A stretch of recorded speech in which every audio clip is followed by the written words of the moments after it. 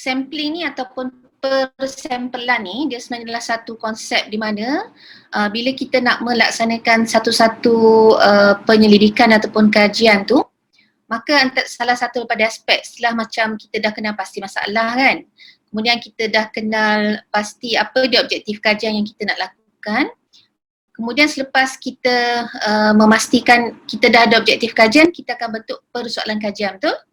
Dan kalau sekiranya mungkin melibatkan statistik, inferensi, mungkin kita akan juga ada beberapa hipotesis.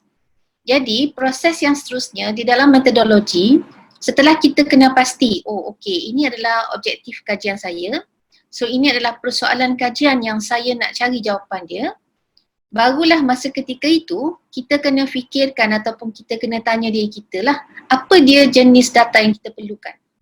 Ya, berdasarkan persoalan kajian kita, data apa yang sesuai untuk kita menjawab soalan kajian tersebut. Adakah data itu perlu diambil daripada satu kelompok yang besar, maksudnya melata, atau cukup dengan kita mengambil satu kelompok kecil sahaja tetapi kita pergi secara mendalam. Ya, jadi di sinilah sebenarnya persamplean ni akan kita kena pasti ataupun kita buat keputusan tentang teknik persamplean apa yang kita perlukan untuk kita mendapatkan data, therefore daripada data itu akan menjawab soalan kajian yang telah kita tentukan. So inilah dia konsep sampling.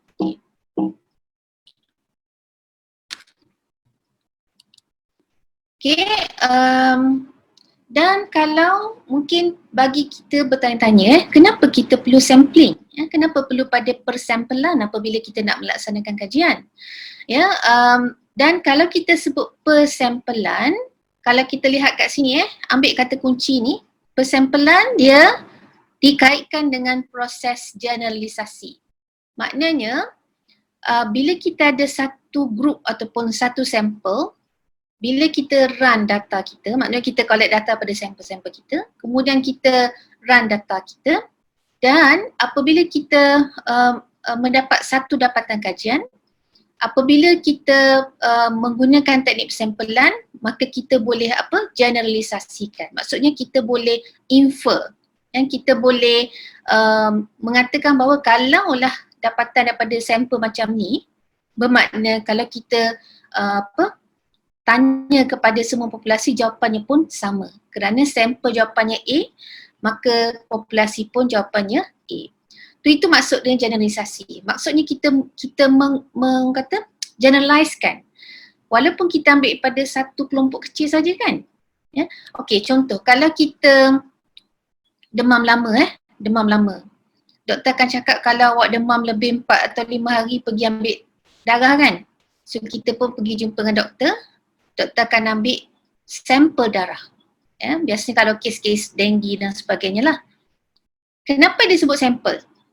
Ya, kerana sampel adalah sebahagian kecil daripada jumlah darah yang ada dalam badan kita ni diambil untuk dibuat test.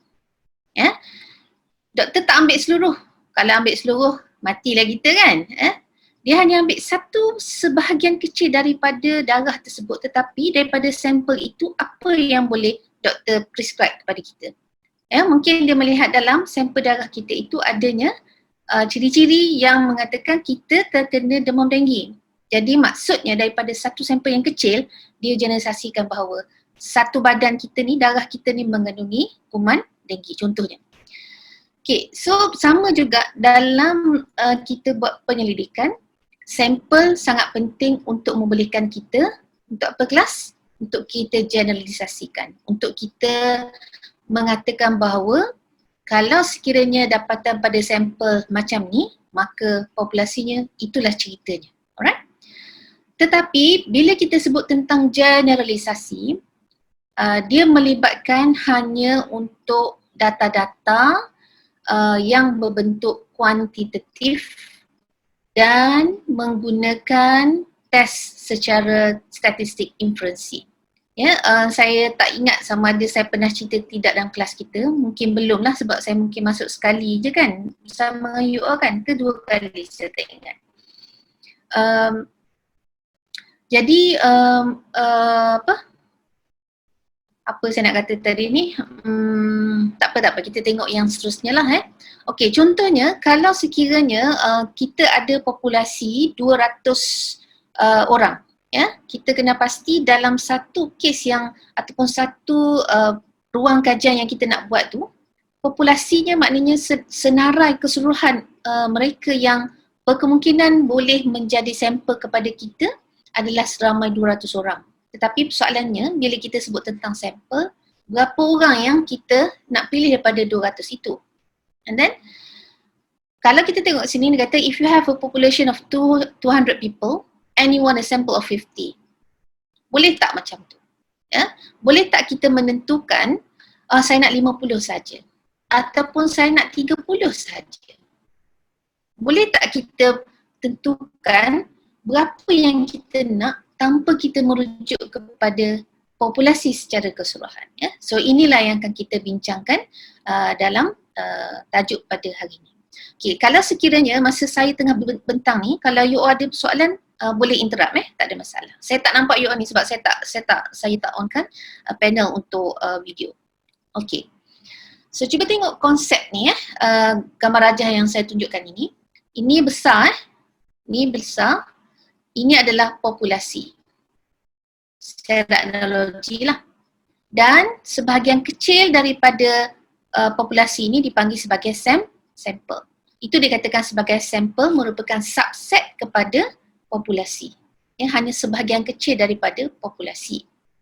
Dan kalau dalam istilah statistics, you akan jumpa dalam KP2 lah. I'm sure you will be dealing with all these parameters and statistics dalam KP2. Ciri-ciri untuk populasi kita panggil sebagai parameter, manakala ciri-ciri untuk sampel kita panggil sebagai statistics. Ya? Okey. Nah, berbalik kepada istilah yang saya sebut tadi, populasi, sampel. Populasi adalah satu grup di mana semua orang yang berada di dalam ciri-ciri yang kita nak kaji itu terkumpul. Jadi itu adalah satu populasi. Ya, dan biasanya populasi ini dalam satu nilai ataupun dalam satu volume yang besar lah. Okay. So ni contohlah saya ambil daripada buku Bryman kalau tak silap saya. Kalau di Florida ada 5 million 5 million pengundi di Florida yang telah mengundi untuk election pada hari itu. Maksudnya mungkin adalah satu occasion di mana berlaku election di Florida. So populasinya 5 million, ramai tak? Besar kan nilai dia? Jadi untuk seorang penyelidik, katalah dia nak tahu apa pandangan tentang voters ataupun pengundi-pengundi dekat Florida ni, logik tak kalau seorang penyelidik ataupun sekumpulan penyelidik nak pergi tanya sampai 5 million? Tak mungkin lah kan, sebab kita ada limitasi kita dari segi kuat tenaga kita, dari segi masa kita, mungkin dari segi kos dan sebagainya. Jadi kerana itulah adanya konsep persampelan. Jadi sampel, apa yang dikatakan sebagai sampel ialah satu set of data yang kita extract ataupun kita ambil daripada keseluruhan populasi. Ya? Ada soalan ke? Tak ada? Okey. Dia hanyalah sebahagian daripada keseluruhan populasi. Ya? Tetapi mungkin berkemungkinan di dalam pengiraan persampelan juga, kita akan akhirnya end up dengan satu nilai yang besar tau. Mungkin 400, 500 ya. Tetapi of course dia tidaklah sebesar populasi. Ya, sebesar populasi.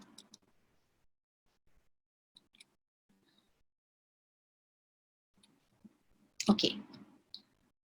Dalam istilah yang kita nak sebut tentang persampelan juga, saya rasa saya dah sebut tadi, ada dua, statistik deskriptif dan statistik inferensi. Mungkin saya tak pernah cerita dengan kelas ni lah. Okey, apa beza antara statistik deskriptif dengan statistik inferensi? Ya. Siapa yang masa buat first degree dia, buat kajian masa first degree dia menggunakan kaedah kuantitatif? Ada tak? Kalau boleh saya dengar suara lah. Ada tak? Ada Okey. Ada tak you buat statistik deskriptif dengan inferensi ni? Ya, ada dua-dua. Okey, baik. Ada tak yang tidak pernah ataupun masa first degree tu dulu buat kajian secara kualitatif? Ada tak? Yang lain-lain? Suara-suara please. Ada tak? Ada. Ya? Saya. Okay. Saya okay. ada. Alright. Yang mengatakan ada tu, you all ada buat tak statistik deskriptif dengan inferensi dalam kajian? Ada guna SPSS. SPSS, okay. Soalan saya maknanya kalau orang buat kajian secara kuantitatif, dia akan melibatkan dua statistik ni. Ya, tetapi bagi penyelidik yang membuat kajian secara kualitatif, tak akan adalah statistik deskriptif ni. Kerana istilah statistik lebih merujuk kepada kajian berbentuk kuantitatif. Right. Okay, boleh pegang yang tu. So, ada dua jenis statistik. Yang pertama statistik secara deskriptif. Yang statistik secara deskriptif, dia adalah level pertama. Ya, maksudnya kita buat description saja. Misalnya apa di antara nilai yang kita describe di dalam statistik secara deskriptif, kita akan ada satu apa dia contoh dia dalam statistik deskriptif? Bilangan jantina ke lelaki perempuan berapa banyak? Biasa kita akan tengok N kan, nilai berapa frekuensi dia dan berapa peratusan dia, betul tak? Ya. Okay. Itu adalah deskriptif. Ya, deskriptif melibatkan N ataupun bilangan N kecil dan juga mungkin peratusan daripada keseluruhan. Katalah kita ada kajian kita melibatkan 200, 50 daripadanya adalah pelajar perempuan, 150 adalah pelajar lelaki. Maknanya 50 pelajar-pelajar perempuan bersamaan dengan mungkin 25% lah daripada keseluruhan sampel yang kita ada sebanyak 200, maka dan pelajar lelaki pula mewakili sebanyak 75% kerana nilai ataupun nisbah yang ada. Okay, itu pertama. Yang kedua, katalah kita ada item-item kita ada item dalam soalan yang menggunakan skala Likert kan? Likert sikit, 1 hingga 5. Sorry. Kita ada nilai 1 hingga 5 dan dalam statistik deskriptif juga kita kena nyatakan, katalah untuk satu konstruk, katalah kita mengukur tentang apa namanya, level of motivation, motivasi pelajar untuk belajar menggunakan Zoom, katalah untuk zaman ni. Apa dia motivasi dia? Jadi kita ada skala 1 hingga 5 dan untuk konstruk motivasi kita mungkin ada 5 soalan ataupun 5 item yang kita gunakan untuk mengukur konstruk motivasi itu. Jadi untuk deskriptif, setiap satu item kita kena berikan dia apa min bagi dapatan kajian tersebut. Ataupun kita boleh juga ambil keseluruhan satu konstruk, bagi konstruk motivasi berapa min dia. Ya, min setujuan lah ataupun Likert scale yang kita ada sama ada 3.3, 4.5 ataupun 4.9 dan sebagainya, dan berapakah nilai standard deviation dia. Itu adalah di bawah statistik deskriptif. Masih belum masuk statistik inferensi. Berbelit-belit lidah saya nak sebut. Alright. So what is inferential statistics, class? Statistik inferensi akan kita lakukan apabila kita mempunyai apa dia? Bila kita buat bila kita perlu run inferential statistics ni. Bila kita nak mengenal pasti hubungan ke korelasi ataupun nak dapatkan mean. Okey. Nak dapatkan mean tu deskriptif dia, Syaril. Oh ya, Tapi inferensi ni maksudnya kalau kita guna ujian-ujian inferensi yang apabila kita ada hipotesis. Ingat bila kita ada hipotesis. Hipotesis dah belajar ke? Belajar minggu lepas kan? Sudah. Ada belajar tentang null dengan alternatif kan? Ada. Okey. Dan dalam null ataupun dalam alternatif hipotesis, apa dia kata kunci dia? Dia macam tidak terdapat sebarang hubungan dengan terdapat nil, tidak terdapat. Alternatif terdapat hubungan. Okey. Baik, sekejap saya nak cari kejap. Dia lain sikit sekejap. Saya sebenarnya okey, dia baru turun semula.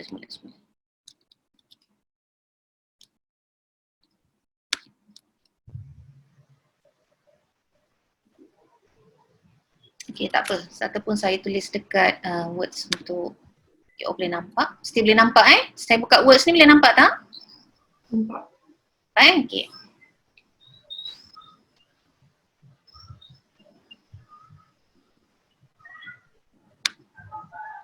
Okey. Kita bercakap tentang statistik, inferensi, satu inferensi, dan yang kedua kita ada deskriptif terlebih dahulu, dan yang kedua kita ada statistik secara inferensi. Okey. So dalam deskriptif tadi, apa yang kita sebut ialah apa dia? Kita perlu ada nilai N. N maksudnya bilangan lah ataupun frekuensi. Dan kita mungkin ada peratus. Peratusan.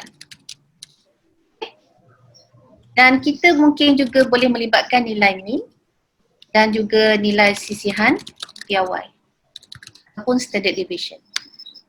Okey, ini adalah antara elemen yang akan terkandung di dalam statistik deskriptif. Tetapi bagi inferensi macam saya katakan tadi, dia melibatkan beberapa kajian lah, macam Syahda juga sebut tadi kan. Kita melihat apa?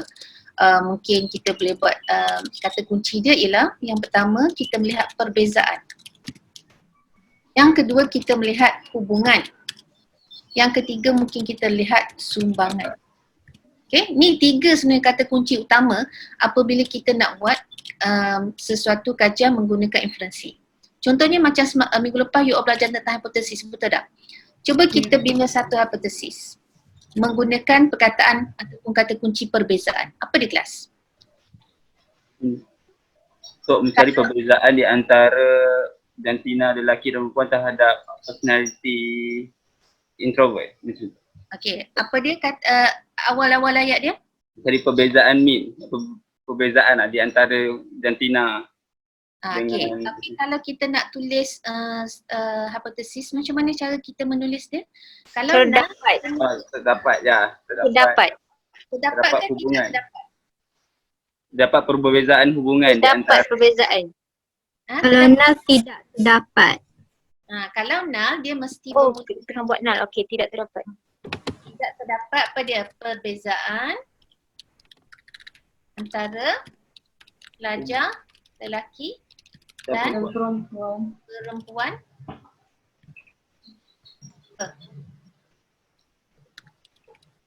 Contohlah dari sudut apa tadi yang you bagi contoh tadi?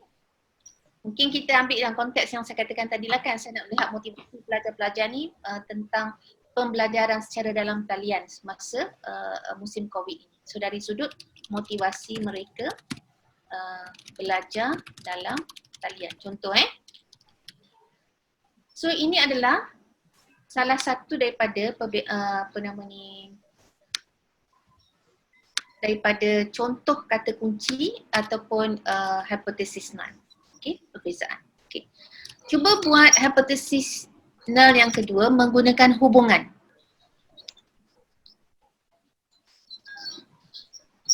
Tidak terdapat hubungan motivasi antara pelajar lelaki dan perempuan. tidak terdapat hubungan di antara motivasi dengan pembelajaran online. Okay, baik. So ada dua jawapan yang saya terima.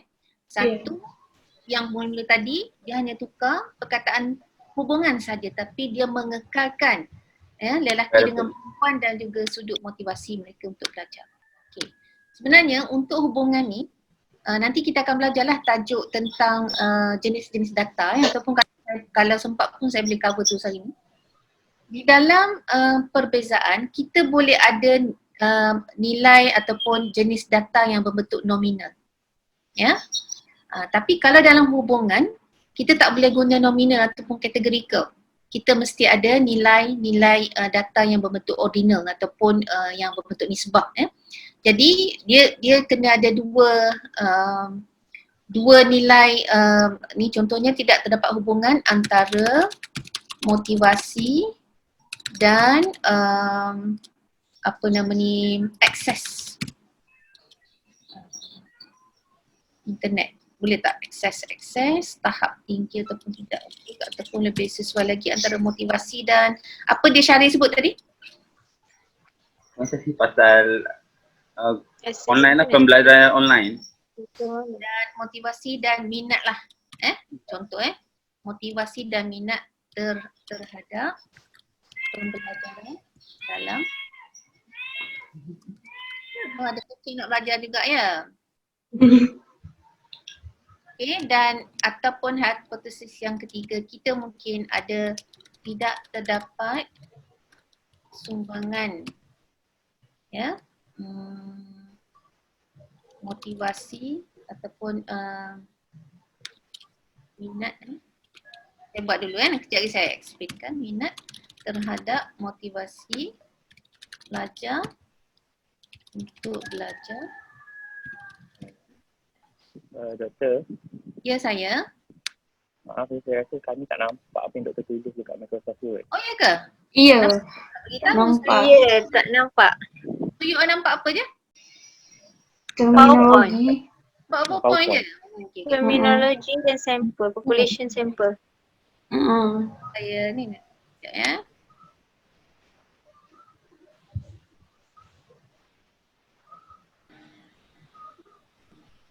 Okey. Penat je saya naik. Nasib baik you all beritahu. Aku nak beritahu dah habis hipotesis dah. Okay. So, macam yang saya katakan tadi, bila kita cakap tentang inferensi kelas, ini adalah antara kata kunci utama bila kita buat hipotesis. Ingat inferensi hanya melibatkan hanya kita run bila kita ada hipotesis. Ataupun bila kita buat kajian, kita rasa saya nak tengoklah perbezaan, saya nak tengoklah hubungan, maka you all kena ada hipotesis di dalam kajian. Maknanya selepas kita ada objektif tu, kita ada persoalan kajian kan? Jadi kalau sekiranya kajian you all ni melibatkan nak tengok perbezaan ke, maka you all kena tambah apa dia? Hipotesis. Kena ada hipotesis. So 3 kata kunci ni dia melihat kepada perbezaan, kita lihat pada hubungan dan juga melihat kepada sumbangan. Dan yang penting sekali bila kita cakap tentang hipotesis, dia mesti ada satu perkataan yang kita belum masukkan di dalam hipotesis ini, itu perkataan significant. Significant. So kita perlu kena tambah tidak terdapat perbezaan yang signifikan antara pelajar lelaki dan perempuan, seterusnya lah pun sama juga, tidak terdapat hubungan yang signifikan dan tidak terdapat sumbangan yang signifikan. Perkataan signifikan sangat penting. Kenapa perkataan signifikan itu perlu ada di dalam hipotesis kita? Kerana di dalam kita melaksanakan penyelidikan secara statistik inferensi ni, kita melihat kepada nilai signifikan tau. Dipanggil sebagai significant value ataupun p-value. Ni saya sentuh sikit lah Okay. Biasanya p-value kita yang kita gunakan di dalam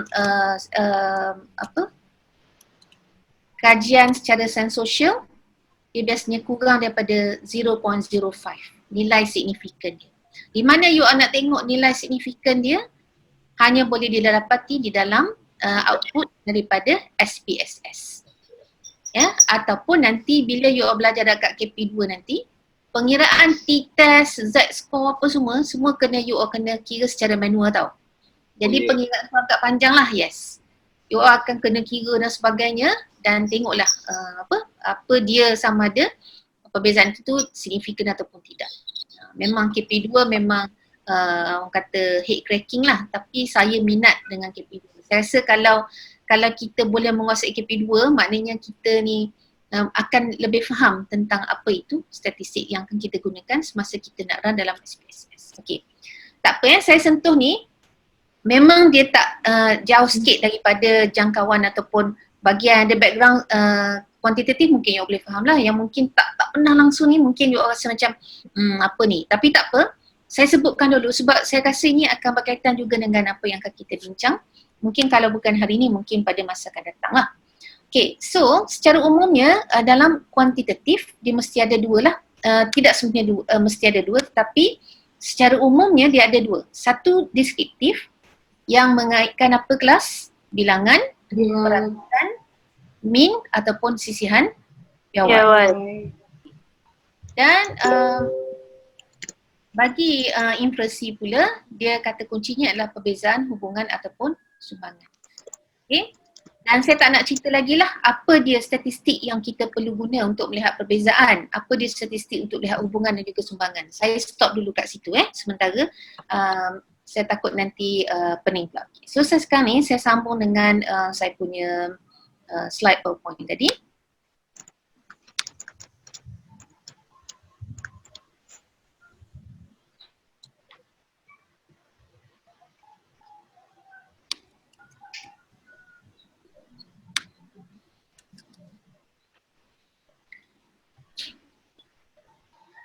Okay.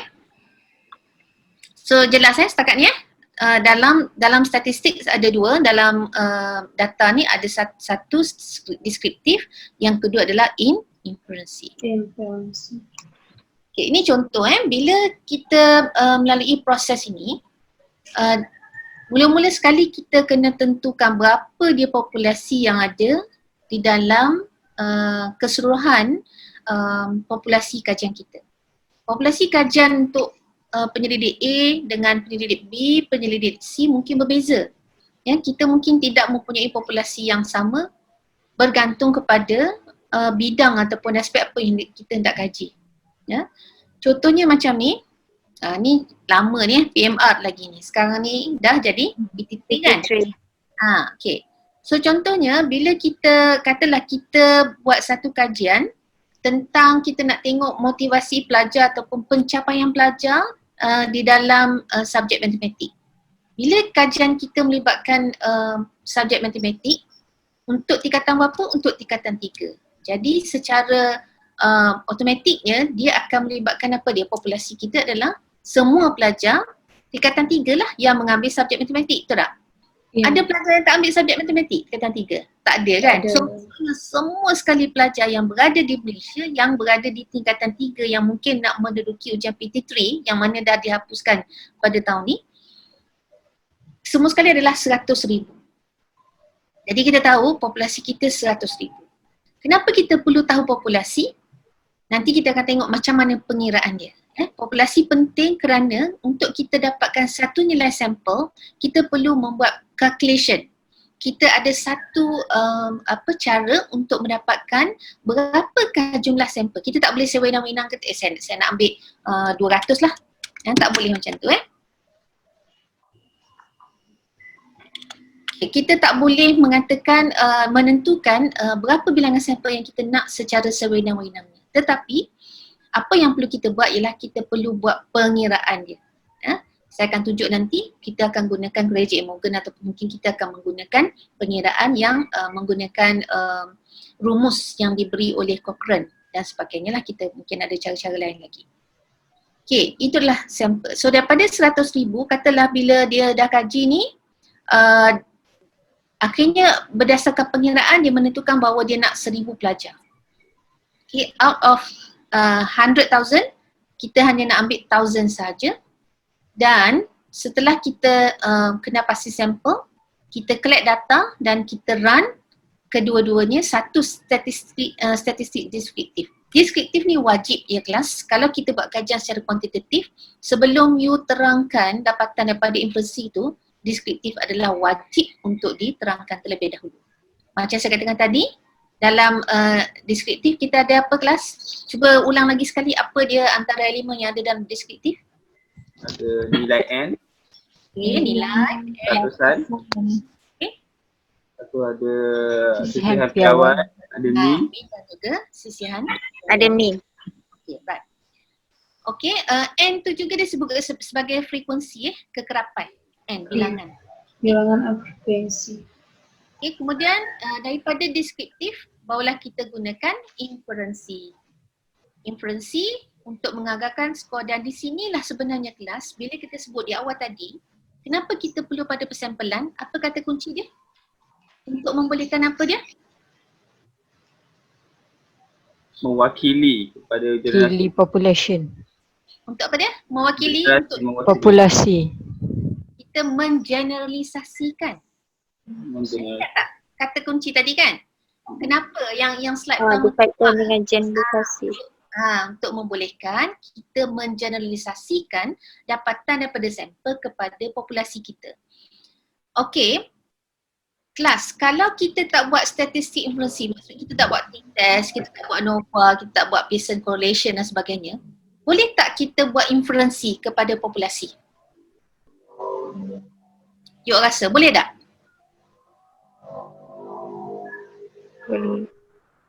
Tak boleh. Tak boleh tak boleh. Jawapan dia tak boleh. Okey, kemudian soalan saya yang kedua. Boleh tak dengan statistik deskriptif ni kita buat generalisasi kepada populasi? Generalisasi yang macam mana tu? Kalau untuk yang berbentuk inferensi punya generalisasi tak boleh lah kot. Kalau sekadar nak cakap berapa ramai lelaki lagi ramai, perempuan lagi ramai pada perempuan tu mungkin boleh.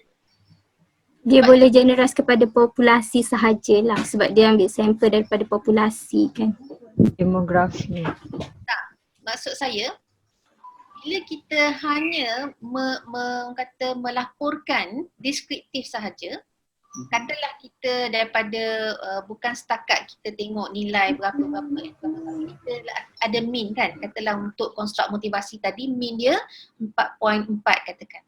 So kalau 4.4 tu dia tinggi, 4.4 over 5. Maksudnya dia tahap motivasi pelajar dalam kajian kita yang kita buat tadi, kita katakan sebagai berada pada tahap yang tinggi. Adakah itu maksud kita menginferensikan, kita mengeneralisasikan kepada populasi? Ya atau tidak? Ya. Ya? Tidak Tak boleh. Jawapannya tidak. Kerana deskriptif ni hanya you describe saja. Tapi kita tak tahu sama ada dia ni boleh generalisasi ataupun tidak. Kenapa ingat tak tadi perkataan signifikan? Ya.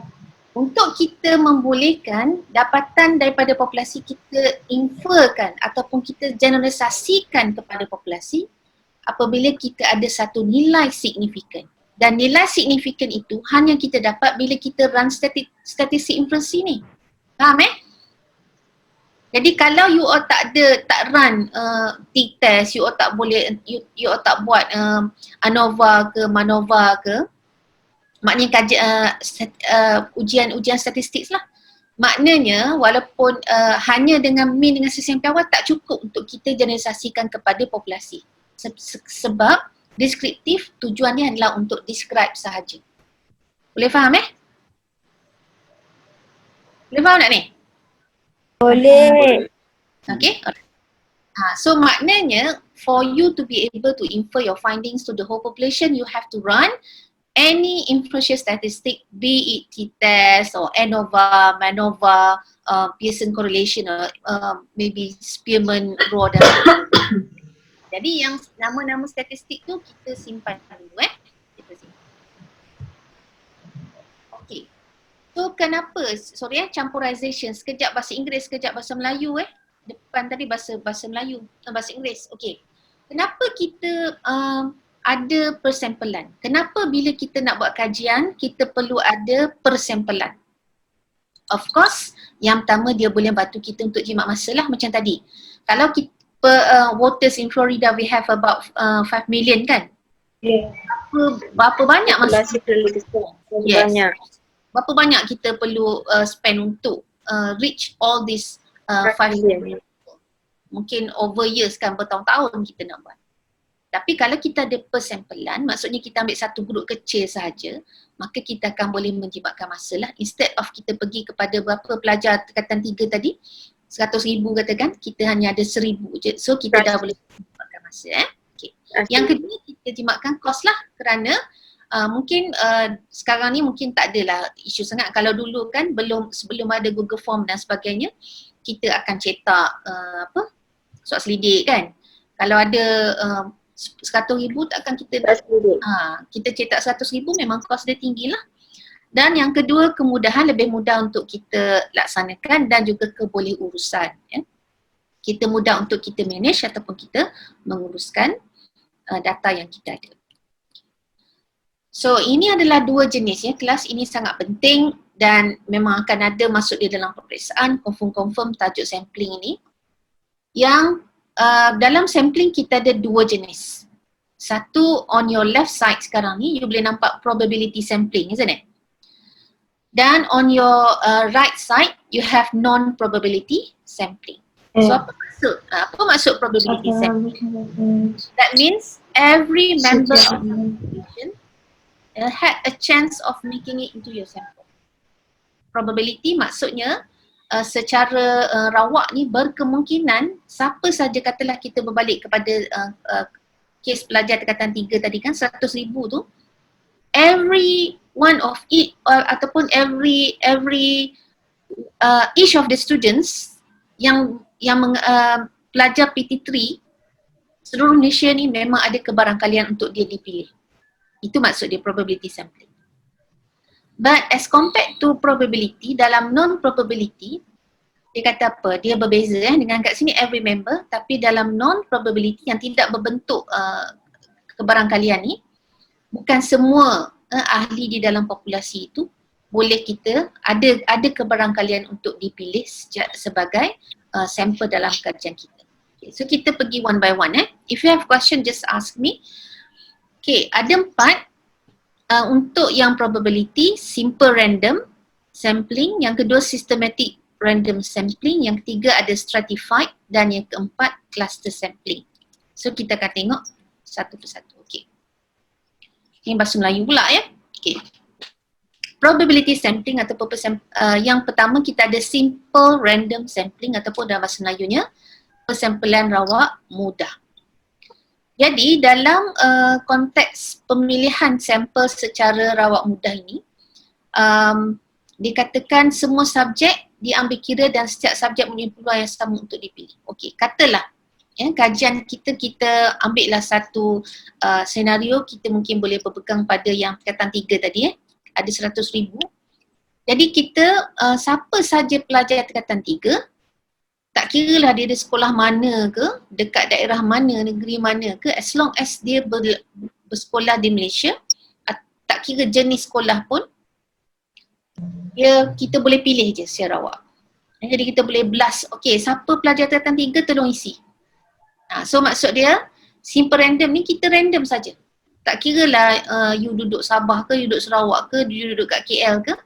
Bila mana kita boleh reach pada student tu ataupun kita blast pada kawan kita, tolong cari pelajar-pelajar tingkatan 3 jap, tolong isi. Jadi kita tak ambil kira apa dia ciri-ciri dia ataupun kumpulan kategori dia kan. So ini dikatakan sebagai rawak mudah. Whoever yang berada di tingkatan 3, maka kita pilih dia sebagai sampel secara rawak without having any specific criteria yang kita ada. Maksud saya bila kita sebut tentang specific criteria tu, of course lah at the very first tu memang mereka kriteria pertama mereka adalah pelajar tingkatan 3, betul tak? Sebab kita tahu pelajar tingkatan 3 ni memang akan mengambil subjek matematik kan? Okay, itu memang umum lah. Tapi yang maksud saya kriteria yang khusus ni contohnya apa dia? Mungkin kita kata kita hanya nak buat kajian di Lembah Kelang. Jadi kalau kita kata di Lembah Kelang sahaja ataupun di bahagian tengah, negeri apa yang termasuk dalam zon tengah kelas? Zon tengah. Perak. Perak utara kan? Zon tengah ni apa dia? Kita ada Selangor. Negeri Sembilan. Kuala Lumpur, kita ada Negeri Sembilan dan juga Melaka, saya rasa kan? Ke Melaka masuk selatan Saya tak ingat. Okay. Melaka masuk selatan ke? Tak? Saya tak ingat. Okay, mungkin 4 lah kita kata. Maksudnya bila kita ada ciri-ciri yang khusus, kalau kita kata kajian kita hanya melibatkan zon tengah, maka secara automatiknya negeri-negeri lain tu tak termasuklah di dalam pemilihan kita.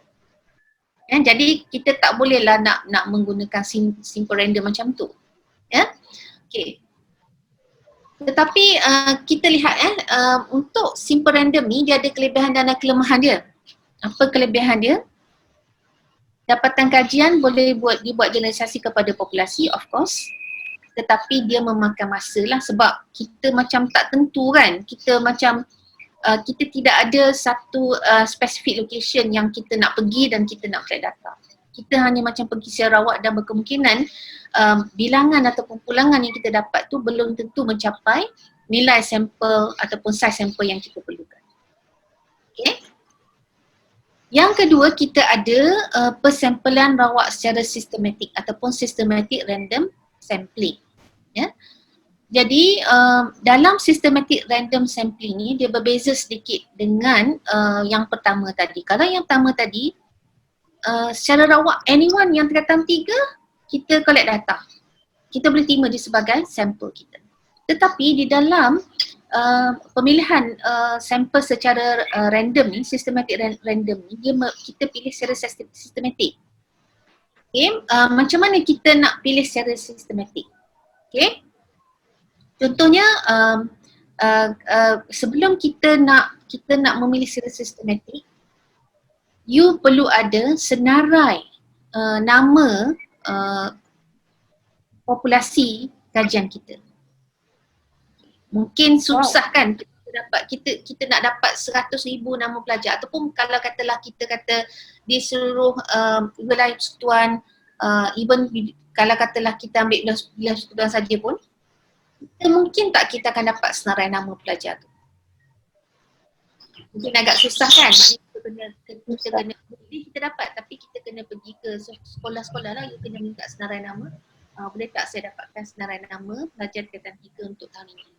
So kita dapat senarai. So untuk membolehkan systematic random sampling, the very first place you have to have the list of students name. Okay? Dan bila kita dah ada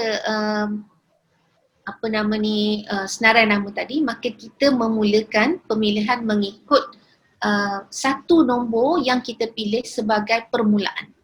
Katalah kalau wilayah persekutuan kita ada mungkin 3,500 contoh 3,500 pelajar tingkatan 3 di seluruh Kuala Lumpur. 3,500 ni kita perlu letak dalam satu senarai nama tau. Maknanya daripada A sampai Z lah kalau kita susun dalam bentuk alphabetical order. So daripada 3,500 ni kita adalah penama-penama nombor 1, nombor 2, nombor 3, nombor 304, nombor 3,000 kan. So persoalannya untuk memulakan systematic random sampling kita tak boleh nak mulakan daripada nombor 1. Okay? Cara dia ialah you kena menentukan nombor pemulanya secara rawak. Faham tak? So kita ada sebenarnya macam kalau you pergi dekat Google mungkin boleh type randomized number ke, dia ada satu ataupun kalau dulu yang secara klasiknya dia ada satu sheet of paper di mana nombor tu disusun mengikut rawak. Maksudnya dia macam berterabur lah. Nombor ni ada, dia tak mengikut 1, 2, 3 mengikut susunan tetapi dia secara rawak.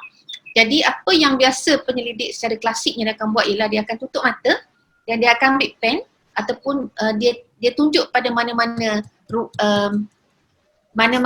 inilah ruang dalam kertas tu tadi dan di mana dia pilih nombor, katalah dia tutup mata, dia point dia punya pen, nombor yang terpilih adalah nombor 41. So apa makna dia kelas? Maknanya nombor 41 adalah pemulanya. Maksudnya dia kena go back kepada senarai nama yang 3,500 tadi. Dia mesti mulakan pengiraan daripada nombor 41, bukan daripada nombor 1. Jadi 41 kita tentukan apa dia? Kita kata setiap 5 pelajar, setiap nombor yang kelima kita akan pilih dia. Jadi 41 dah terpilih seorang, kemudian kita kena tengok nombor berapa? 41, 42, 43, 44, 45, 46. Jadi nombor 46 adalah yang terpilih nombor 2. Faham tak? Setelah 46 nombor 51. Lepas 51 nombor 56. Macam tu. So jadi You, apa pendapat you tentang pemilihan secara sistematik? Ambil masa lama. Ambil masa lama kenapa? Sebab kena buat Menyusahkan. satu-satu, kena senaraikan, lepas tu kena pilih. Dan mungkin agak sukar untuk kita laksanakan sebab berkemungkinan kita tak akan dapat senarai nama kan.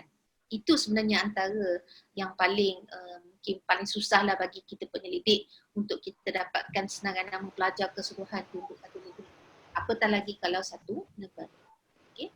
Tetapi mungkin bagi setengah-setengah keadaan systematic random sampling ini juga ada digunakan pakai oleh penyelidik-penyelidik yang tertentu. Okay, so faham Jadi dalam sistematik ni penentuannya ialah berdasarkan kepada nombor starting point yang dipilih secara random. Ya, macam saya katakan tadi lah. Tetapi sekarang ni kalau you pergi kat internet, kita ada randomizer pun kelas Kita boleh masukkan nombor 1 hingga 3,500, kemudian kita minta dia run secara random. Okay, so bila dia run kita boleh dapat apakah starting point ataupun nombor pemula yang boleh kita mulakan untuk kita memilih sampel kita. Right. So dikatakan tadi sela sampel ditentukan berdasarkan saiz sampel dan populasi macam saya sebutkan tadi lah. Okey. Apa kelebihan secara sistematik ni, rawat sistematik? Dia mudah dijalankan jika kita ada senarai. Ya, bila kita ada senarai tu kita just langkau 5 kita dapatkan. Tetapi kelemahan dia mungkin berlaku bias sistematik. Apa maksud bias sistematik? Katalah senarai tadi, biasanya kita akan susun mengikut apa kelas? Secara alphabetical order kan? Jadi maksudnya susunan mengikut alphabetical order ni mungkin akan memberikan apa yang dikatakan sebagai bias sistematik lah. Okey. Boleh saya masuk yang ketiga? Doktor, Ya. nak tanya, kalau untuk sampel sistematik ni ada macam maksimum ke? Maksimum ke kalau orang yang ambil sampel sikit boleh guna? Maksimum maksudnya maksimum pemilihan maksimum dari sudut populasi ke? Betul. Maksimum populasi saya tak jumpa pula dari segi itu, tetapi berkemungkinan dalam keadaan mana yang penyelidik rasa sesuai untuk kita gunakan secara persampelan rawat secara bersistematik tadi, yang pertama sekali mesti kita ada senarai sampel, senarai populasi.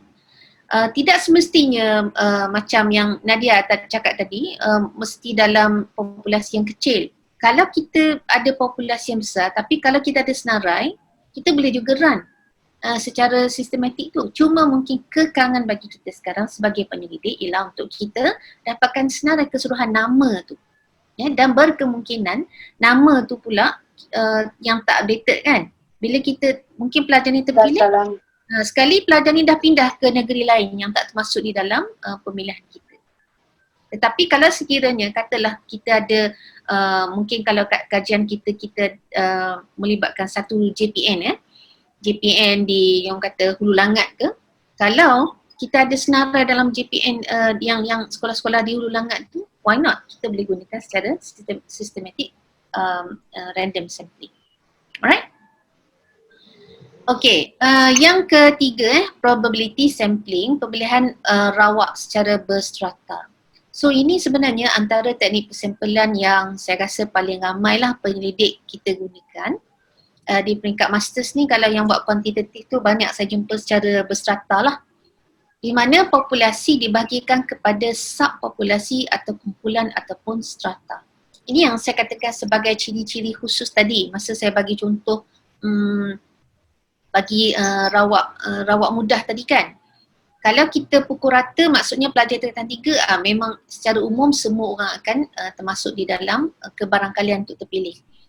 Tetapi dalam probability sampling ni secara rawak strata ni kita stratifiedkan mereka, kita categoriskan dulu ciri-ciri ni sebelum kita dapat menentukan kat mana kita nak cari dan di mana kita nak cari sampel itu.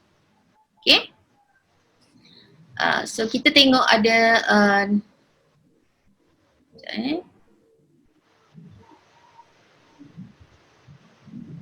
mana satu plastik? Oh dia tak ada kat sini. Okey tak apa. Okey, rawak berstrata contohnya kalau kita buat kajian kita pecahkan kepada mungkin macam tadi katalah kita ambil contoh kita buat kajian di zon tengah Zon tengah dia ada beberapa negeri. Kita ada KL, kita ada wilayah Persekutuan, kita ada Negeri Sembilan, contohlah 3. Selangor. Negeri Sembilan dalam zon selatan. Selatan okey. So maksudnya kita ada Selangor, kita ada KL dan juga wilayah Persekutuan Putrajaya saja ke? Ya. Okey. Okay. Thank you. Okay. So daripada 3 negeri ini, kita pecahkan strata yang pertama ialah berdasarkan kepada negeri. Okay. So kita ada Selangor, kita ada wilayah KL, kita ada Putrajaya. Kemudian kita pecah pula kepada strata yang kedua. Kita nak tengok apa? Mungkin kita nak tengok jenis sekolah. Contohnya jenis sekolah. Mungkin kita pecah kepada sekolah SBP, sekolah harian biasa, sekolah agama. Contoh, saya bagi 3 ataupun sekolah jenis kalau sekolah menengah dipanggil apa SMJK ke? Saya tak pasti. Untuk sekolah-sekolah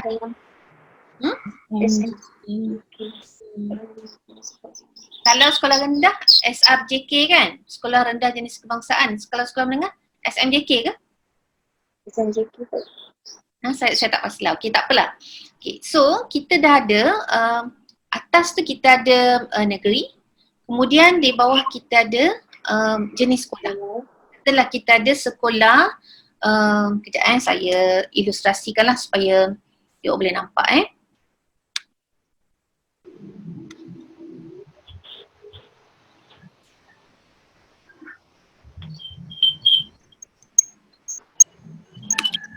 Boleh nampak tak sekarang ni saya tulis?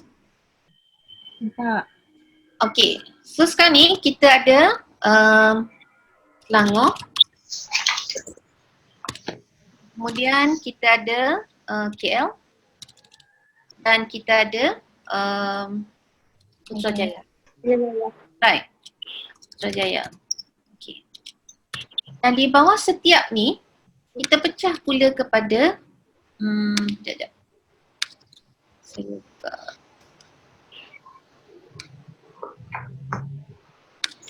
Saya buka PowerPoint ni, you nampak tak? Nampak. Apa PowerPoint tak? Tak nampak PowerPoint tak ada.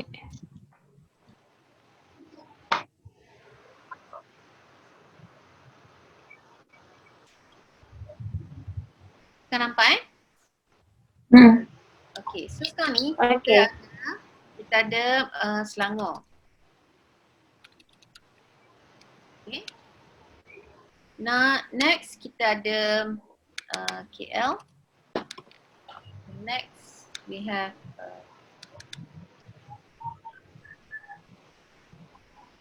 so ini adalah strata untuk level 1. Okay, level 1.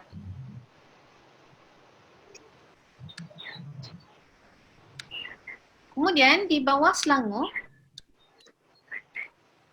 kita ada 3 jenis sekolah tu tadi. Sekolah harian biasa. Kemudian kita ada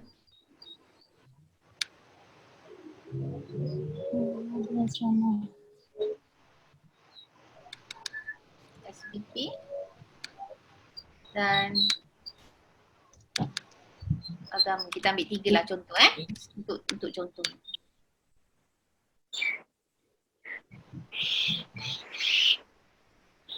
So ini bagi Selangor. Jadi dia ada 3. Sekejap CD tak boleh tengok sengit-sengit ni.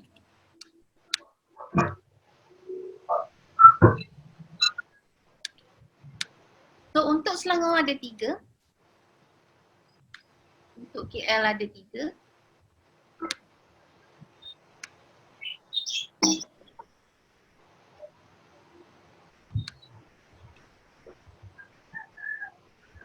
Okay.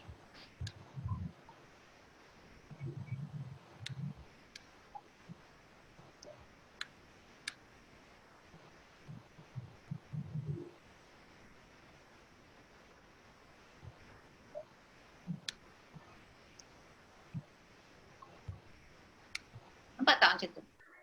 Nampak. Adalah strata level 2. Kemudian selepas tu kita akan daripada harian, sekolah harian ni dan sebagainya, kita boleh pecah juga berkemungkinan kita nak tukar ataupun kita nak tentukan ciri yang seterusnya ialah sekolah harian ni kita nak bilangan pelajar lelaki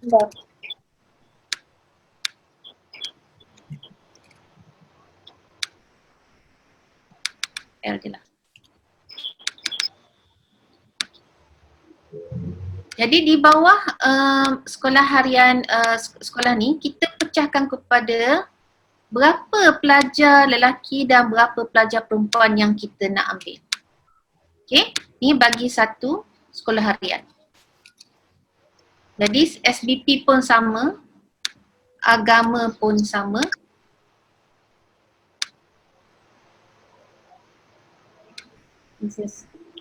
Sorry lah tak lawa, saya pun tak puas hati sebenarnya tengok ni. Tapi just nak sebagai contoh lah supaya you all boleh jelas tentang rawak berserata ni.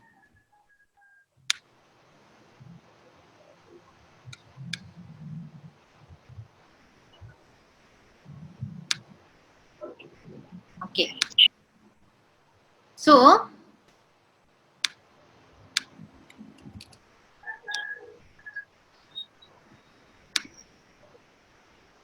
saya malas nak buat garis-garis ni, you all boleh bayangkan ya.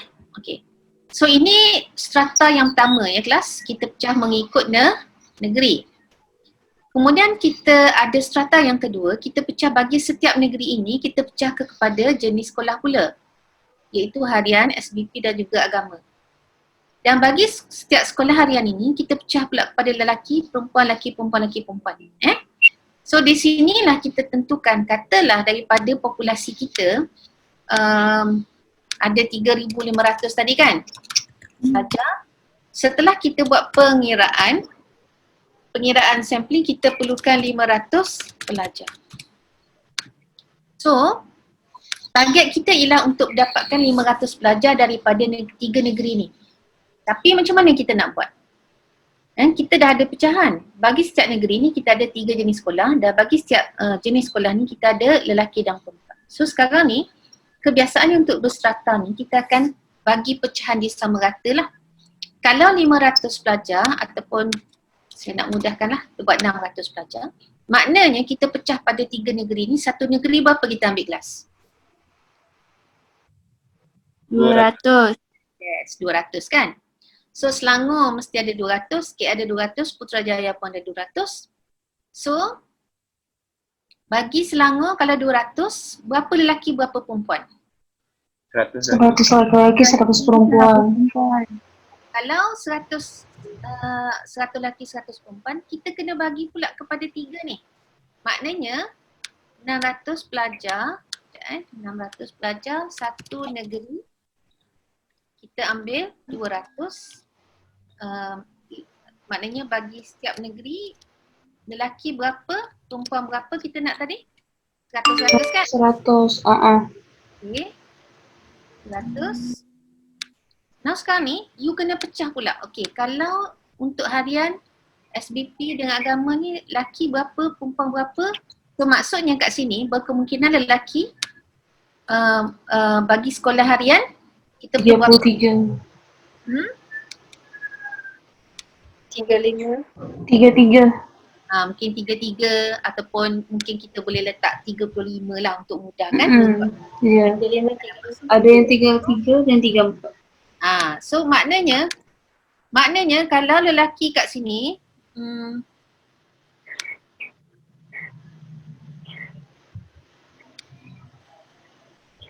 okay.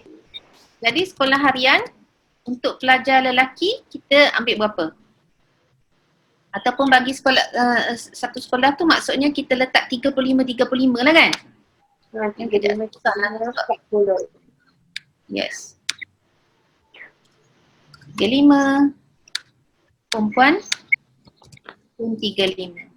So kalau untuk satu sekolah ni lelaki 35 perempuan 35, maksudnya kita akan dapat lebih kurang apa 35 darab 70 darab 3, 210 lah lebih kurang. Ya. Kita boleh ya kelas dapatkan sampel yang lebih besar daripada pengiraan saiz. Tapi kita jangan kurang daripada saiz sampel yang kita dapat bila kita buat pengiraan. Sekejap lagi saya akan tunjuk macam mana pengiraan. Kerana dalam pengiraan, bila kita saiz sampel kita lebih kecil daripada apa yang dicadangkan dalam pengiraan, bermakna kita telah membuat satu kesalahan, apa yang dipanggil sebagai ralat persampelan. Ya, ralat persampelan. Apa maksud ralat persampelan? Ialah apabila kita punya persampelan itu yang kita gunakan tidak mencukupi saiz sampel yang sepatutnya. So bila kita melakukan ralat persampelan, boleh tak kita buat inferensi? Tak boleh. So, Sebab tak mewakili. kerana dia tidak cukup mewakili, bagus dia tidak cukup mewakili keseluruhan populasi. Kerana konsep di dalam sampling, setiap sampel mesti mewakili persampelan populasi. Ya? Jadi faham setakat ni untuk berstrata ni? Berstrata ni maksudnya kita letaklah ni strata, first strata. This is the second strata. Maksudnya ciri-ciri yang kita nak mengkhususkan lagi. Dan cara ini sebenarnya yang paling mudah untuk kita locate. Kita locate berapa ramai kita nak bagi setiap satu kumpulan itu. Katalah macam di Selangor ni, kita di sekolah harian, kita carilah sekolah mana mungkin kita pergi pada satu sekolah saja yang duduk di bawah kategori harian. Kita minta 35 lelaki, 35 perempuan. Jadi taklah macam kita macam serambang je kita pergi kepada mana-mana pelajar kan. Tapi dengan menggunakan rawak secara berstrata ini, dia akan mengurangkan lagi lah kita punya effort untuk kita pergi ke mana-mana. Tapi kita dah ada hala tuju dia. Okay, sekolah harian ni, sekolah ni yang saya nak tentukan how many that I have to get the data from. You faham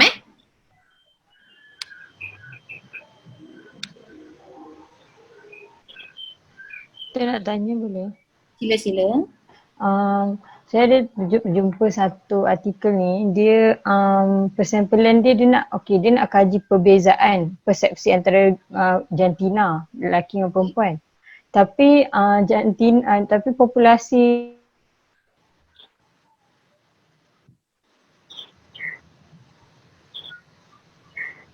Mana dah pergi tu, hilang suaranya tu. memang populasi sikit, jadi sampel pun kena sikit yang mewakili lelaki. Nadia boleh ulang tak? Sebab tadi suara you hilang sekejap. Ulang balik suara, ni soalan tadi. Saya pernah jumpa dalam satu artikel ni, dia nak mengkaji persepsi antara jantina, guru lelaki dan guru perempuan. So dia dah spesifik as tu guru. Okey, macam mana kalau satu populasi tu guru lelaki memang sedikit? Jadi kita pun kena ambil sampel yang sedikit lah kan untuk lelaki, sebab kalau ikut artikel tu ya perempuan 93%, lelaki 7% je. Okay. So kalau dalam konteks itu, maka dalam strata tu janganlah kita pecah pada jantina. Sebab kalau kita tahu memang nisbah ataupun proportion antara guru perempuan dengan guru lelaki ni memang tak akan dapatlah satu nilai yang sama pukul rata macam kita buat tadi kan. Kalau pelajar tak apa. Pelajar memang kita tahu mungkin maknanya dia punya nisbah tu taklah terlalu, orang kata ratio dia tu tak macam cikgu sekolah, kita faham lah. Cikgu lelaki memang tidak seramai cikgu perempuan. Maka dalam berstrata tu kalau saya nasihatkan tak perlu nak pecahkan kepada lelaki ataupun perempuan. Ataupun kalau kata you dah kena pasti pelajar guru lelaki ni memang sikit, guru memang tak boleh ni, maksudnya kita ambil lah guru lelaki tu, kita jangan ambil pecahan, kita ambil keseluruhan yang boleh kita ambil daripada guru lelaki tu untuk pastikan dia boleh balance up dengan jumlah pelajar ataupun pelajar guru perempuan. Okay? Boleh Ada persoalan sebelum kita sambung sikit lagi on sampling? Okay, sekejap saya nak check kamera sekejap ni. Tengok orang lain ni. Ramai juga yang kosong ni Okay. Tapi awak boleh dengar kan? Okay, tak apa. Saya sambung sikit lagi nah.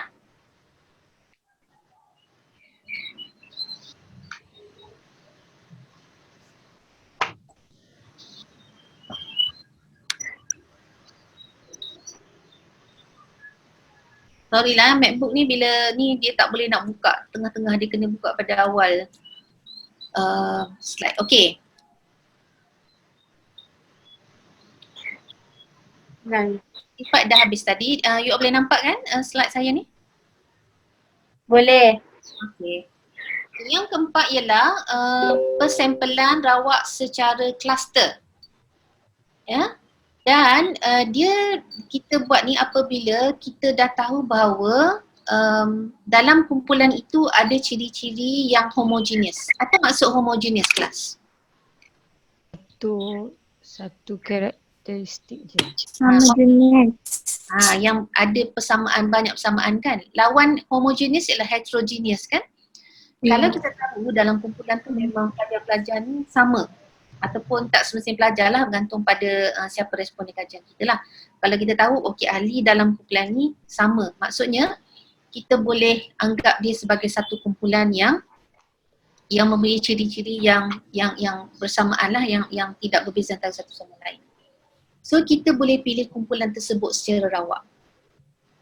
Maksudnya contohnya macam tadi kalau kita berbalik kepada macam kita ada KL, kita ada Selangor dan juga kita ada Putrajaya. Kita anggap dalam Putrajaya ni ciri-ciri sekolah dia ataupun pelajar dia sama. Jadi kita pun boleh instead of kita pilih sekolah mana, kita ambil terus satu locality tu. Ya, so kita clusterkan dia sebagai satu unit of analysis lah ya. Jadi apa dia kelebihan kita menggunakan persempelan secara rawak kluster ini ialah dia lebih praktikal dan ekonomi berbanding dengan kaedah persempelan yang lain. Of course lah sebab kita hanya pergi pada satu locality sahaja, satu kawasan sahaja ataupun satu kumpulan sahaja. Tanpa kita perlu pergi kepada kumpulan-kumpulan yang lain. Tetapi dia ada kelemahan dia kerana dia kurang reliable. Kurang ada kata kesahan dia lah berbanding dengan kaedah persempelan lain, kerana walaupun kita tahu bahawa mungkin ahli dalam kumpulan itu berbentuk homogeneous, maksudnya ada persamaan yang sangat tinggi, tetapi berkemungkinan bila kita collect data mungkin dapatan daripada sampel ataupun setiap individu itu tak mungkin berbeza kan, sebab dalam dalam social science kita ni sebenarnya we are dealing with human. And human are always unpredictable, betul tak? Hari ni dia macam ni, esok mungkin dia macam tu. Jadi mungkin secara umum yang kita boleh anggarkan, bila kita nampak mereka ni ada ciri-ciri yang sama lah, homogeneous lah, jadi saya nak terus ambil satu grup ni. Tetapi bila kita run data ataupun kita collect data, berkemungkinan kita akan dapat data yang mencapah. Maksudnya individu kata macam ni, B kata macam ni, C kata macam ni. So itu yang dikatakan sebagai less reliable as compared to teknik persempelan yang sebelum ni yang telah kita bincang. So all in all daripada 4 tu kebanyakannya saya boleh jumpa bila pengkaji-pengkaji buat, especially untuk peringkat level masters ni, kebanyakan yang akan menggunakan berstrata lah kerana dia mudah untuk kita manage, mudah untuk kita laksanakan. Okay, so ingat kelas ada berapa?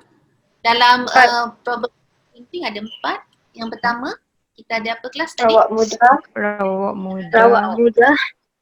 Okay, kita ada Systematic. kita ada Rawak Strata mudah. dengan cluster. kita ada. Systematic, berstrata, cluster. Okay. Ada soalan tak setakat ni sebelum kita beralih kepada non-probability sampling? Doktor, sorry nak tanya. Yang untuk cluster, apa yang membezakan cluster, betul ke apa yang saya faham, beza cluster dengan strata, cluster ni memang fokus satu demografi je? Demografi. Okey, kata macam tadi, kalau strata tu kita pecah pada sekolah agama, sekolah ni kan. Tapi kalau cluster, katalah dalam konteks yang contoh saya bagi tadi, kita kata kita ambil wilayah persekutuan je, KL je. So kita tak ambil dah negeri-negeri lain ni.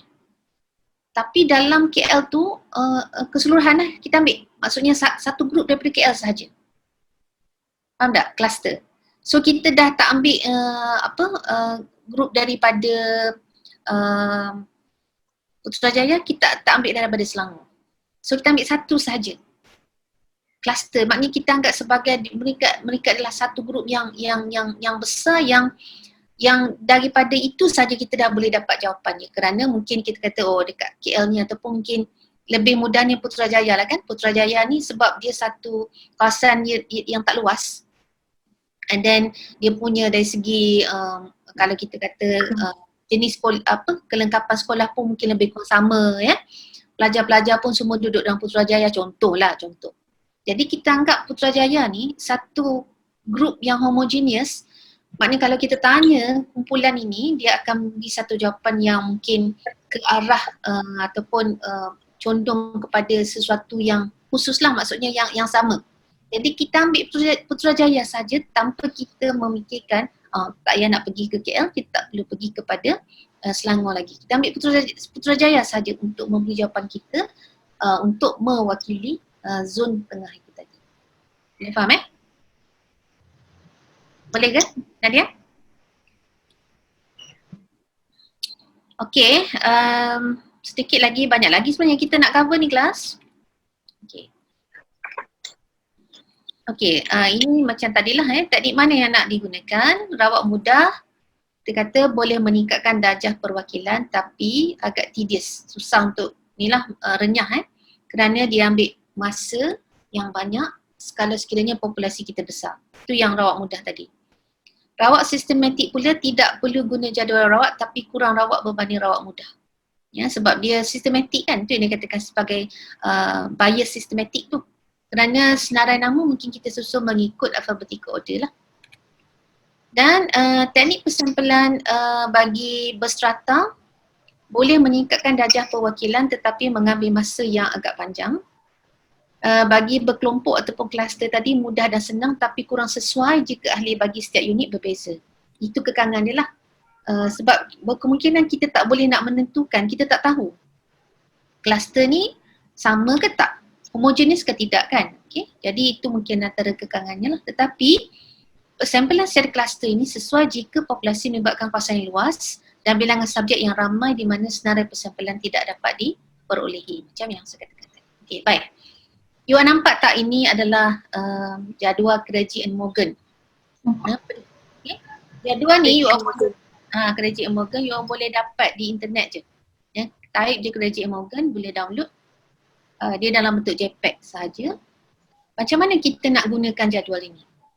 Kalau kita tengok kat atas ni kita ada N kan kelas? N besar maksudnya populasi. Ya. S adalah sampel. So katalah dalam kajian kita tadi, kalau kita tengok pelajar sekolah tingkatan 3 tadi ada berapa tadi? 10,000 kan? Saya kata kan? 10,000. Katalah 10,000. Jadi berapa? Berapa nilai sampel? 370. Apa maksud 370? Ialah nilai ni minimum tau. Maknanya boleh pergi, kita boleh ambil sampai 500. Kita boleh pergi sampai 1,000 pun kalau kita nak. Tapi kita tak boleh kurang daripada 375. Sebab kalau kurang kita buat apa? Akan jadi apa kalau kurang? Ralat apa tadi? Ralat sampai sampel. Ralat persampelan. Ya. Bila kita buat ralat persampelan, maknanya kurang daripada nilai yang minimum yang dicadangkan, kita tak boleh nak statistik itu tau. Kita hanya boleh buat deskriptif sahaja. Okay?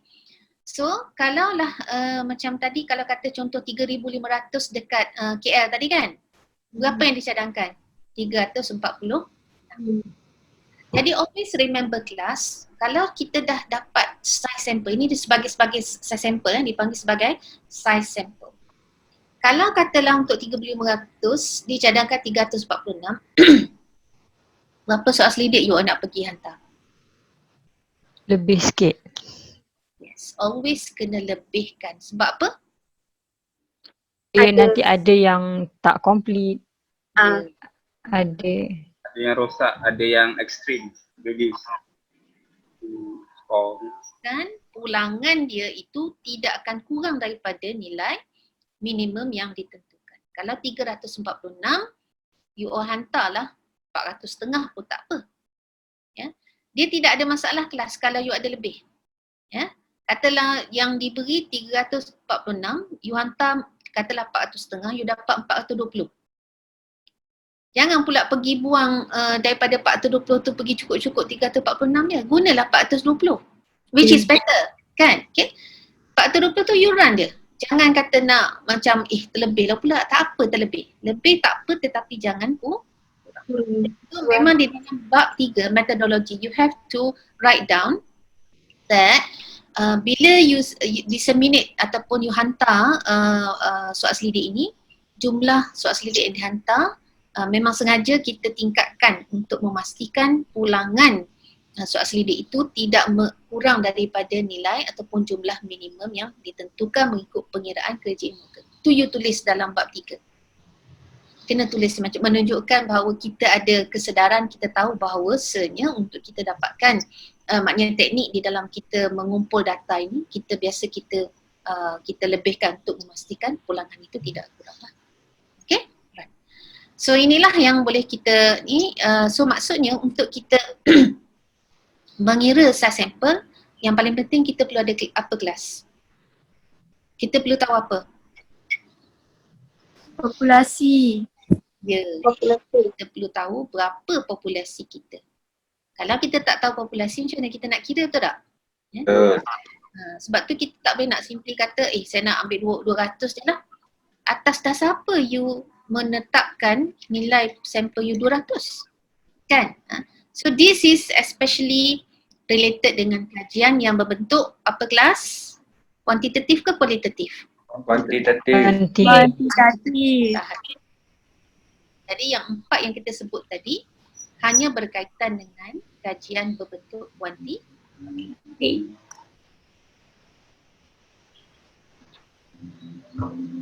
Sekarang ni kita balik kepada non-probability, yang kategori yang kedua tu tadi. Kita ada 3, di bawah non-probability kita ada convenience sampling. Non-probability ni adalah sampel secara non-probability ini kita gunakan dalam kajian berbentuk kualitatif. Ya? Sebab dalam kualitatif dia tak melibatkan statistik kan. Jadi kita tidak perlu membuat pengiraan sampel mengikut yang macam KJ Morgan tadi tu.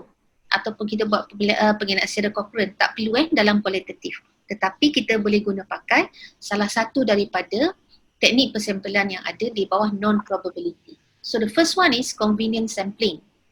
Jadi subjek ataupun sampel dipilih berdasarkan kesediaan dan secara sukarela serta kemudahan kepada penyelidik. Contoh dia apa dia? Katalah convenience ni, contoh macam kajian saya masa saya buat PhD dulu, saya nak melibatkan cikgu-cikgu yang mengajar subjek matematik, sains dan juga bahasa Inggeris untuk saya libatkan dalam satu learning community secara online lah. Jadi saya pun pergi ke sekolah, berjumpa dengan penolong kanan sekolah. Saya minta, saya kata saya nyatakan ciri-ciri dia. Saya perlukan guru yang mengajar subjek sekian dan saya perlukan mereka yang ada terdiri daripada tahun pengalaman mengajar yang berbeza-beza. Saya nak cikgu lama, cikgu sederhana dan cikgu baru. Jadi itu adalah ciri-ciri yang saya beritahu kepada pihak sekolah. Tetapi saya sebagai penyelidik, saya sebagai orang luar, saya tak ada kuasa untuk tentukan ataupun saya nak cikgu ni. Saya nak cikgu ni, tak boleh kan? Dan selepas saya pergi balik ke sekolah, jadi saya barulah dapat senarai nama daripada penolong kanan sekolah. Jadi fikir satu yang menentukan siapa yang nak join kajian ini. Ya, pengetua pun ataupun penolong kanan pun tak boleh nak force cikgu tu. Siapa yang buy in, siapa yang nak, itu sahajalah yang saya dapat. So maksudnya apa yang convenient, apa yang ada sahaja. Faham tak maksud saya? So inilah dikatakan sebagai convenient. Sebab kita tidak boleh nak menentukan secara terperinci sebagai seorang penyelidik, tetapi kita hanya menerima apa yang diberi berdasarkan ciri-ciri yang kita kemukakan kepada pihak sekolah itu tadi. So that is what we call as convenience. Yeah? And of course, tengok tak kat sini, dia kata tidak boleh dibuat generalisasi. Of course lah kan. Bila you sebut generalisasi kelas, always remember generalization is about quantitative research. When we are talking about qualitative, there will never be a generalization. Sebab dalam kajian secara kualitatif, ingat tak saya cerita tentang epistemologi dulu kan, yang kita ada 2 jadual sebelah-sebelah kan. Untuk kuantitatif saja tujuan dia adalah untuk generalisasi, manakala untuk kualitatif tujuan dia adalah untuk memahami satu fenomena ataupun satu situasi yang khusus yang kita kaji tanpa kita nak inferkan dia kepada populasi. And remember tadi kita bercakap tentang inferential kan. Bila masa kita boleh buat inferential statistics apabila kita menggunakan statistics. Statistik inferential tu tadilah. Tetapi di dalam kualitatif kita melibatkan statistik tak kelas? Tak kan? Tak. Tak ada kan? So therefore dalam kualitatif never talk about generalization. Dalam kualitatif memang bukan tujuan kita buat kajian kualitatif ni untuk kita generalisasikan. Okay, boleh faham Okay, yang kedua, kita boleh juga menggunakan teknik persampling secara bertujuan ataupun purposive sampling. Dan kita ada, of course bila kita nak buat pemilihan secara purposive ni, tentu sekali you akan tentukanlah apa dia kriteria bagi sampel ataupun bagi responden yang you nak pilih lah. Katalah you nak buat kajian tentang bagi saya satu contoh kajian kelas yang berbentuk kualitatif. Untuk mengkaji persepsi. Persepsi apa? Siapa? Tentang apa?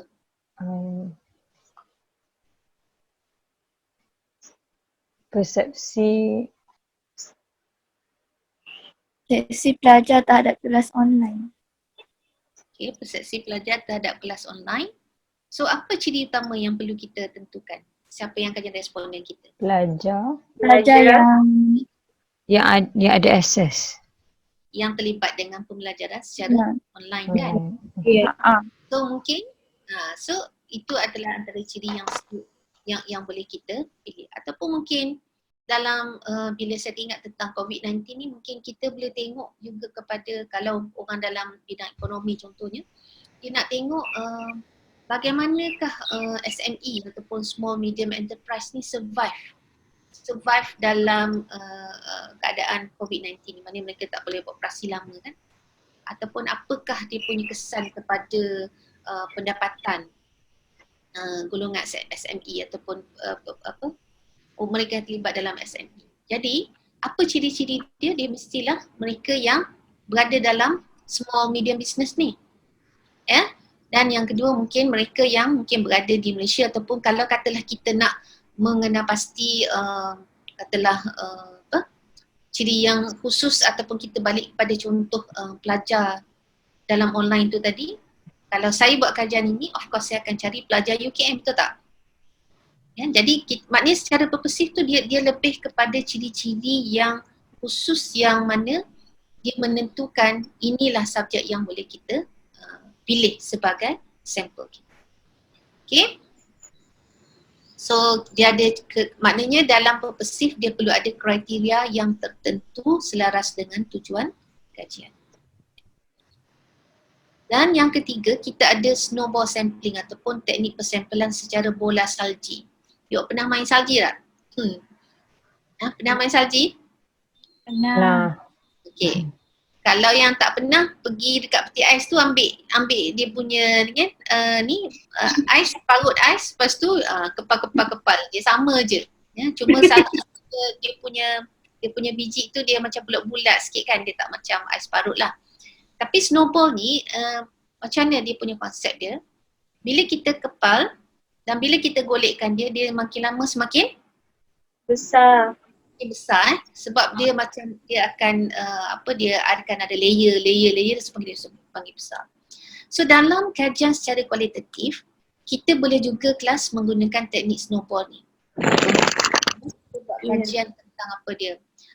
Mungkin kita buat kajian tentang ibu tunggal yang menerima bantuan dari sudut kan ada kalau Kementerian Wanita dia ajar macam kemahiran untuk buat kerepek contohnya kan. Okay. Jadi kita mungkin dah kena pasti kita dah ada 3 ataupun 4 yang berada di pusat latihan tu. Tapi kita perlukan lebih lagi. Jadi apa yang boleh kita gunakan ialah snowball sampling ni. Maksudnya kita tanya, apa sekarang ni Makcik Kia kan? Makcik Kia ada tak lagi kawan yang yang join dengan projek ni tapi tak ada hari ni pada dekat pusat. Cik Kiah kata ada 4 orang belakang rumah saya. Dan jadi kita pun melalui Makcik Kiah yang kita ada sekarang sebagai responden kita boleh kembangkan kita punya responden itu berdasarkan daripada maklumat daripada responden sedia ada yang kita ada. Okay, so dengan cara itu kita boleh menambahlah sebab berkemungkinan kita tidak ada senarai yang khusus ataupun senarai rasmi. Ataupun bagi kes-kes katalah macam mungkin kes-kes yang mungkin agak sensitif, misalnya macam remaja yang kata mengandung luar nikah. Kita mungkin tak ada akses ataupun kita tidak ada senarai nama kan sebab dia mungkin very confidential. Jadi kita boleh gunakan snowball sampling untuk kita dapatkan responden yang lebih lama. Right? So, itulah antara 2 jenis tadi persampelan yang telah saya bincangkan tadi. Kita ada 2 secara penentuannya yang berdasarkan probability, kebarangkalan, yang kedua bukan secara kebarangkalan.